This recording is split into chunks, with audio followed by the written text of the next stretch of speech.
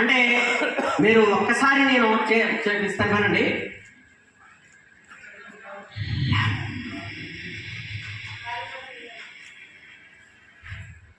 అంటే పైనుంచి కిందికి అవి గాలి పోతున్నట్టుగా మనం భావన చేయాలి. అలా చేయటం వల్ల లాభం ఏంటంటే మనకి ఈ పొట్టంతా గట్టిపడిపోతుందండి. మీకు కావాలంటే చూసుకోండి, నేను చెప్తే మీకు అర్థం కాదండి, ఎవరికి వాళ్ళకి అనుభవం రావాలి. ఇందాక సార్ కూడా చెప్పింది అదే, మనకి ఏదైనా ఒక వార్త చెప్పాలంటే ఆ వార్త నీకు స్పష్టంగా తెలిస్తే, క్లియర్గా తెలిసినప్పుడు మాత్రమే వేరే వాళ్ళకి చెప్పాలి, లేకపోతే అది అవాస్తవాలు కావచ్చు.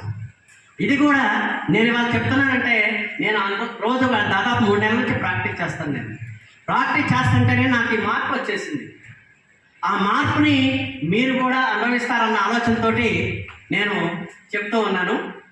మరి అంటే చేయాల్సింది అంటే ఇక్కడ ఫస్ట్ది లమ్ అనే శబ్దం అండి. ఆ లమ్ అనే శబ్దం ఎక్కడి నుంచి తీయాలి? నోటి దగ్గర, అంటే ఇక్కడ కంఠం దగ్గర నుంచి రావాలి. అంటే బయటికి శబ్దం రావద్దు.